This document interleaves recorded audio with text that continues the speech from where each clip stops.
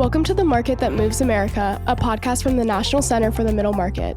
The center is the leading source of knowledge, leadership, and innovative research on the middle market economy.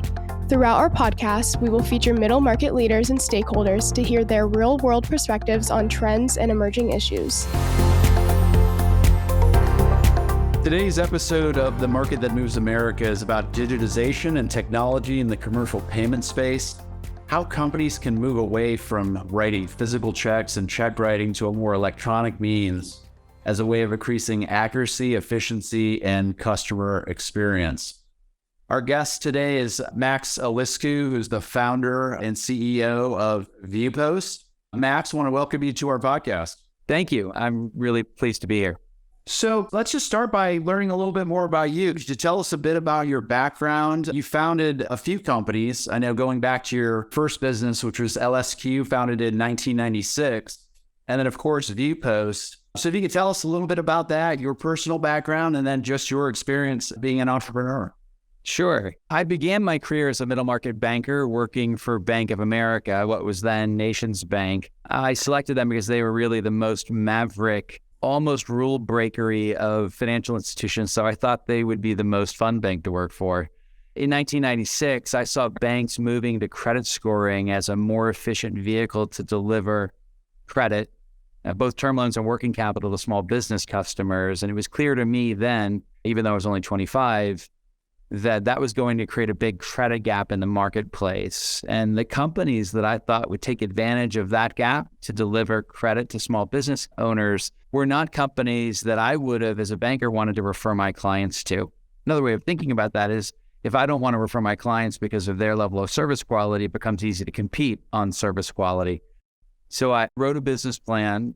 I raised $2.3 million in equity at the time in Orlando, Florida, where there is no venture capital. So that was a challenge. And I started LSQ to simplify access to working capital for small and middle market companies. Over the decades, we added supply chain finance, which is generally targets very big companies who want to give their vendors the ability to dynamically control when they're paid on their open invoices. And along the way, the biggest friction point that we experienced at LSQ always related to payments. Checks then and now still dominate corporate payments.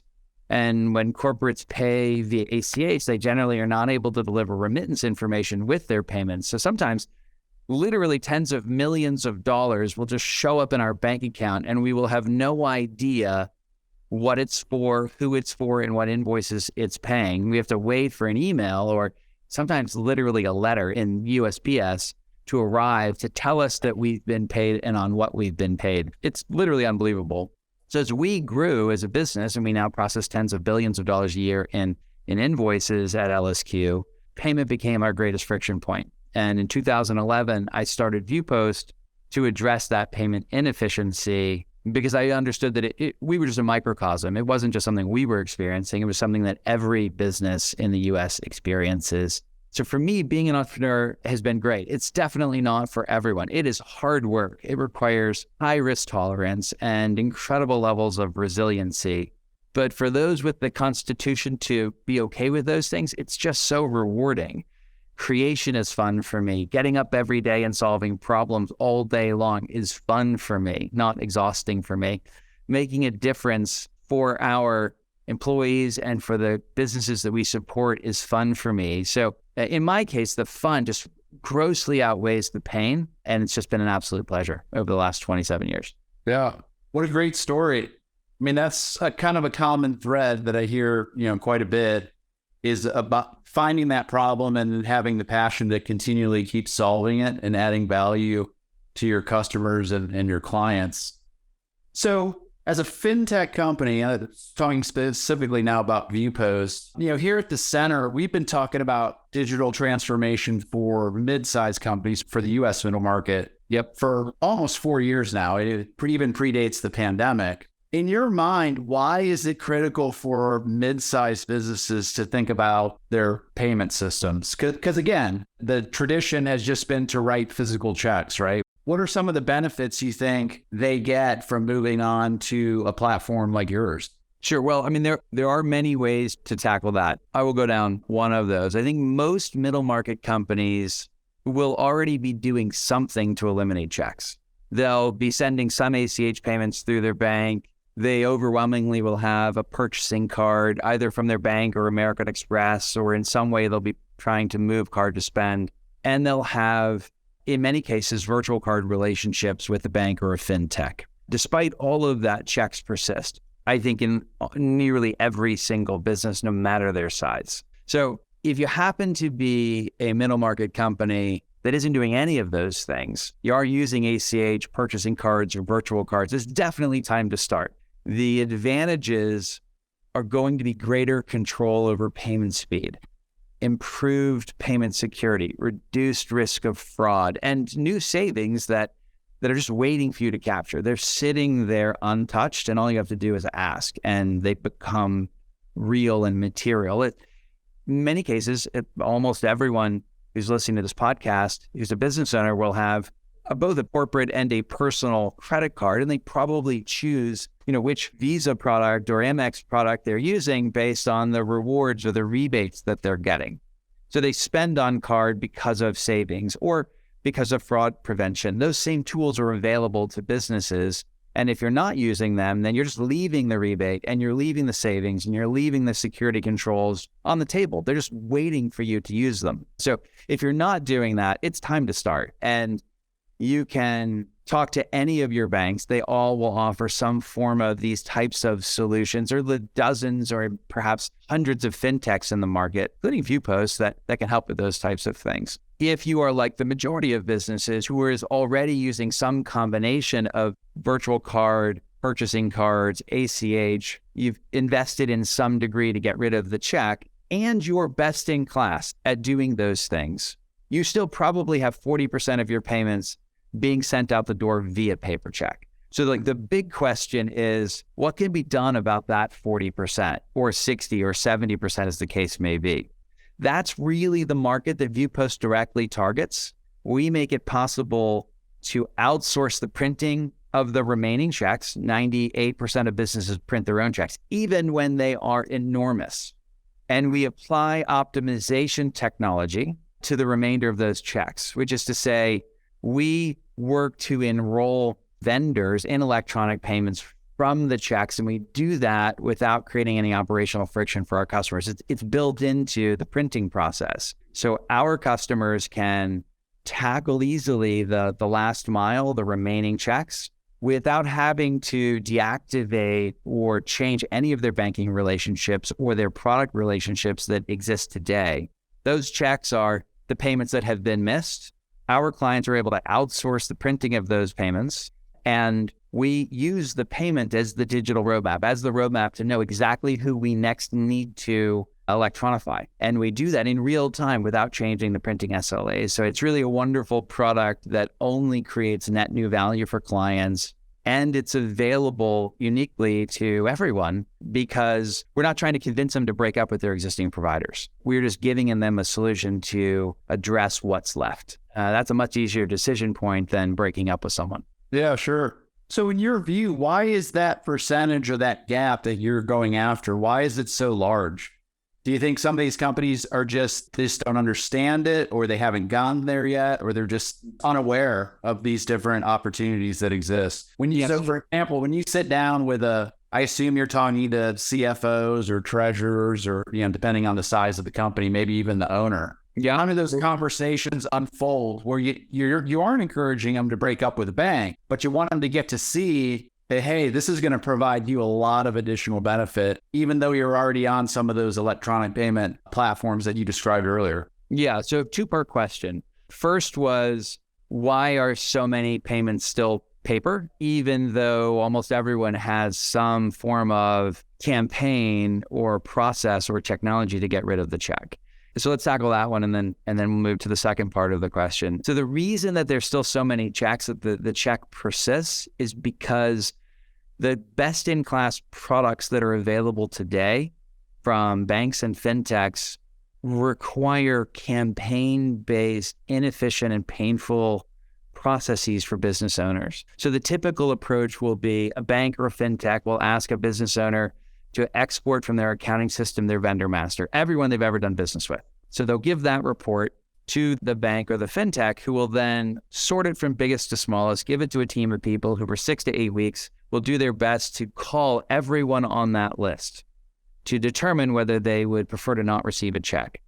What they're actually doing, though, is calling a huge number of companies that aren't even owed money, because the vendor master is everyone you've ever done business with, because you never know in the future when you might do business with those people. 80+% of the time, they're not able to disposition a preference from those companies because they're not calling them really at the right time. And all of those phone calls to people, business owners, vendors who are not owed money frustrates the vendors. It wastes their time, and they start calling the payer saying, why are you having your bank call me? You don't even owe me any money, and I'm taking phone calls from your bank, and it's irritating.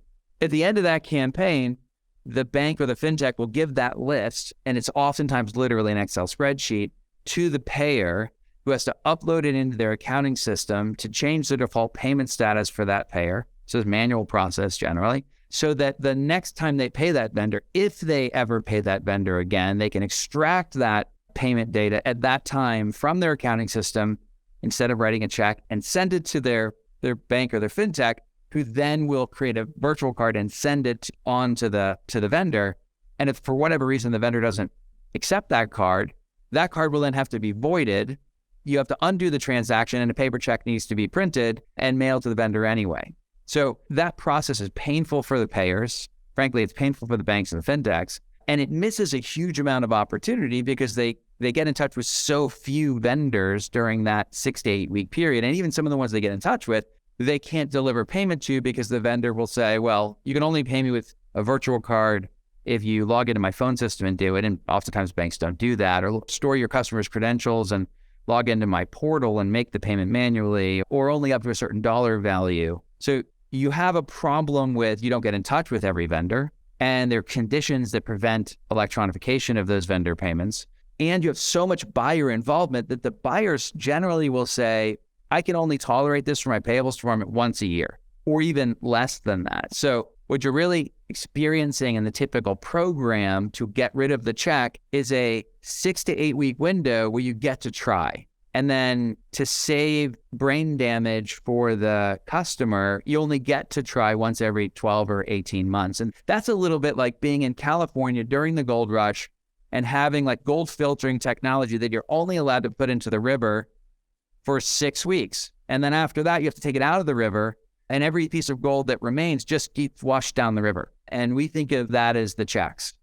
So what's different for us is that we use the checks as the tool to get in touch with the vendors in the moment that the vendor is most likely to not want to receive a paper check. And we're able to, in that moment, transform the check into the form of payment that the vendor wants in that moment. And we can do all of that without any buyer involvement whatsoever. No business process change, no reconciliation changes, no accounting control changes. It is a back-end hidden utility sitting inside of the printing process. So we use a perfect gold map every time, and we eliminate buyer involvement, which then allows us to convert payments every single time we see a payment. So every check is a digital roadmap to getting rid of the check. And so we simplify the process, and our results are, as a consequence, much, much, much better. Sure. So that's why that problem persists of check and how we uniquely tackle it. Critical to adoption for us is making it possible that everyone is a candidate. Everyone is legitimately able to use the service if they're, of a certain size. If you're a bank or you're a fintech and you're calling on a customer and you find out when you call on them that they already have this solution with another bank, or they've already begun their electronification journey, the sale is over and your ability to deliver value to that customer is over, because they never want to rip out what they've already spent time installing to adopt the net new solution. You have to sort of wait for them to be really angry with their existing provider for it to be an opportunity. Whereas in our case, we just focus on everything the existing provider has missed. Keep your existing bank, keep your existing fintech. If a check exists, that's clearly something that was a missed opportunity. It's slower, it's higher risk. There's clearly no savings there. Install our filtering system into that check flow, and we will systematically work to get rid of what's left. That's, I think, why we drive so much adoption when people become aware of our solution. That answers the questions. Yeah, it does. That was a great explanation. As you think ahead to the future, I mean, you've done a lot of innovation in this space. What are some things that you think might be coming down the road in terms of B2B payments? From a consumer standpoint, I could think back to Venmo when that was launched, completely changed, right? From my ability to pay my friends, family members, whoever. Are there things like that that are going to revolutionize B2B, or do you think they're going to be more incremental changes that continue to happen over time?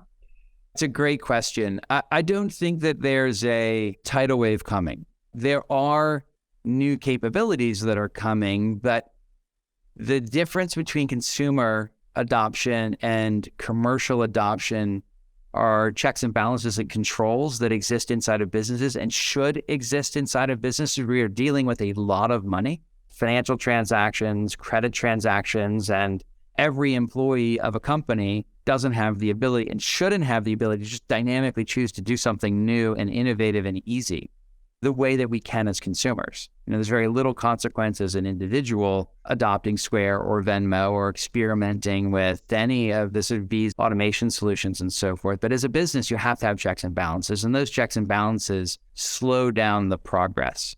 However, we are seeing payments become a critical embedded capability inside of nearly every form of business-to-business automation tool. And so over time, we are going to see electronic payments become ubiquitous as a result. If every accounting system and every procure-to-pay system is embedding sort of the dominant players into their processes so that paying electronically just becomes something you don't even have to think about, then we're going to see a rapidly accelerating reduction of paper checks. And frankly, that's what's driving a lot of our growth. We are being embedded in more and more solutions, and customer adoption as a result is not something that we are seeking out. It's just occurring because it's part of the process of the solutions that businesses are already using. Interesting. So if we were to step back a little bit more broadly, one of the things that our center talks about quite a bit is, unlike enterprise organizations, for example, middle market companies tend to have resource constraints, whether it be capital, people, time. Comes into a lot of businesses, right? But uniquely in the middle market where you've got scale, but you have to manage probably with a lot less. And so when we talk about digital transformation or making technology investments, a lot of times the questions we get are, where do I start? Yeah. How can I go about that journey? And so what would be your point of view on, what do you start small? Do you just, test things and then build incrementally? Or do you think it's better to kind of pick a big major investment, kind of go in on it and really drive dramatic change, whether it's, again, payments, operating, customer relationship management systems or marketing or sales? Sure. Regardless of the area, what would your thoughts be on that? Yeah, so it's such an important question. And in a way, it sort of highlights exactly what I've been saying relative to complexity and embedded solutions and the challenges of ripping them out. I think the premise is whether business owners should dabble or dive in. And that's because diving in locks them into solutions, and it absolutely does. So, I think it's a very scary proposition and generally not a good idea for a business owner to decide, I'm just gonna jump, because you won't at that point know with a high degree of certainty that the solution that you're jumping into is in fact the right solution for your business. So I think that the technology journey on a more broad basis, it should be measured against ROI and return on investment. And that math needs to consider the ongoing and the future switching costs of those solutions. So for most companies, the highest ROI isn't going to come from automating back office solutions. It's going to come from investing in business process change that directly targets delivering service exceptionality for their business and their customers. Way, way down on the list of most important things will be back office processes. In fact, the most important, the most precious resource for management time, or better said, the most precious resource for all businesses is their management time. And administrative efficiency isn't always, in fact, it's rarely going to be the highest and best use of that time. So I would recommend that businesses focus on how they deliver service exceptionality and what technology they can deploy that will improve that exceptionality. And I would further recommend that they take small incremental steps to ensure that the thing that they're doing is working. It is in fact improving their outcomes, improving their ROI, improving their customer experience. And then once they're absolutely sure they've made the right decision, they're going in the right direction, they can then make a decision to invest big when they have certainty that they're investing in the right area.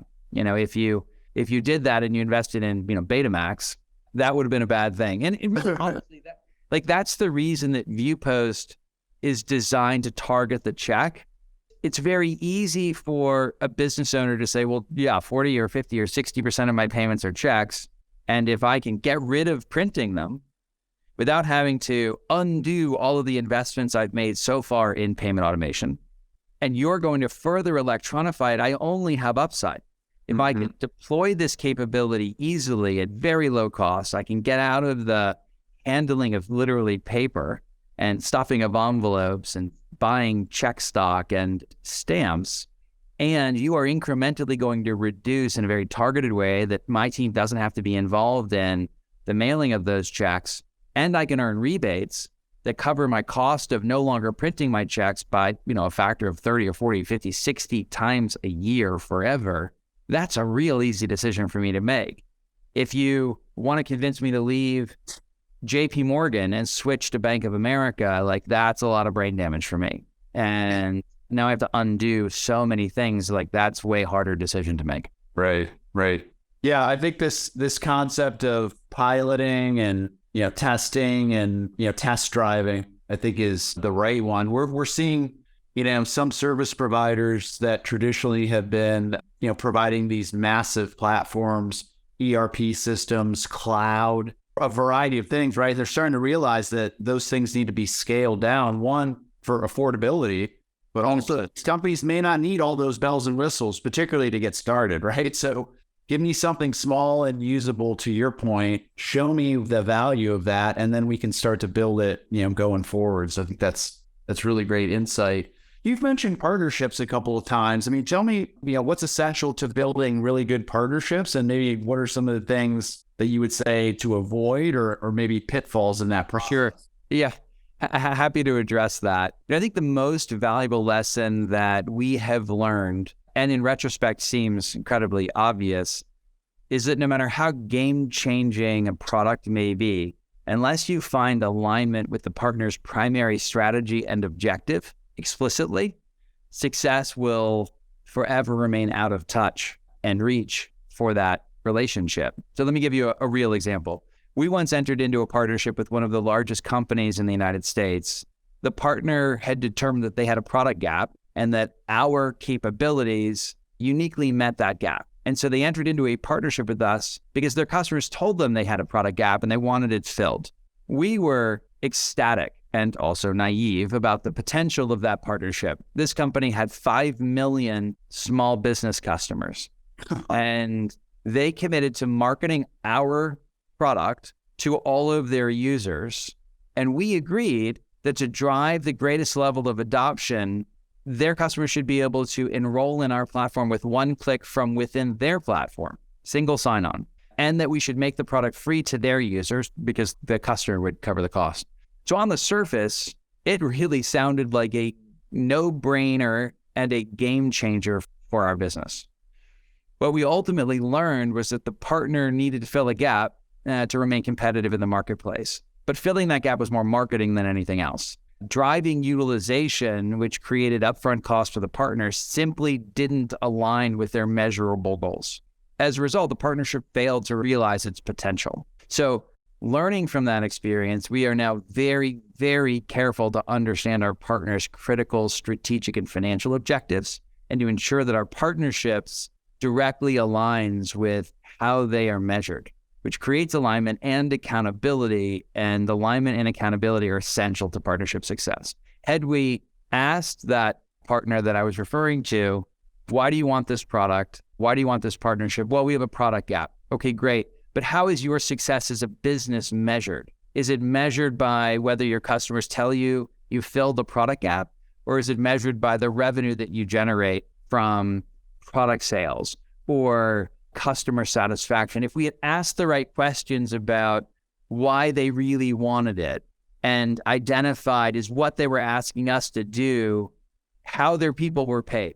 Is the success of our partnership aligned with how they're rewarded as a business and how their people were rewarded? We would have discovered that there was a misalignment, that this was a lot of work, but what was in their best interest from an economic perspective had nothing to do with our partnership. They just wanted to not have their customers complain that there was a product gap within their feature set that we filled, but it was a lot of work for not a lot of accountability as a result. Wow, that's really interesting. I'm going to close with just kind of one last question for you, and that's, there's a lot of uncertainty out there today, whether you think about inflation and rising interest rates, and there's challenges around the workforce, including, finding people to hire and continue to grow a business. As a business owner, what advice would you give to middle market leaders who are trying to navigate all of this uncertainty out there right now? What are some of the things they should be thinking about and or doing? Yeah, so it really is a difficult market for many companies and many industries. Everyone from bankers to accountants to partners and vendors, sources of capital are distracted by the chaos that exists at this moment and has existed for, frankly, a number of years. Though in that chaos, change and opportunity are often born.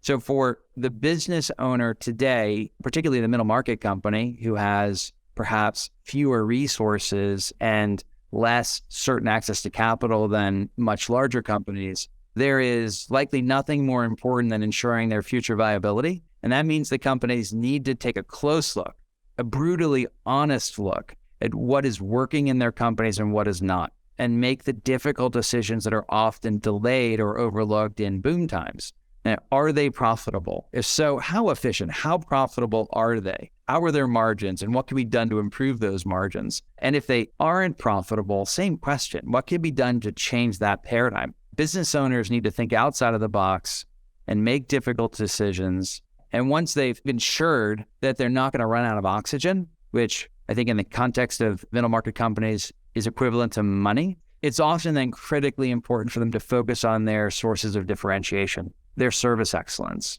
What are you doing to truly delight your customers? Which ironically almost always requires you to actively choose to be bad in the interest of being great.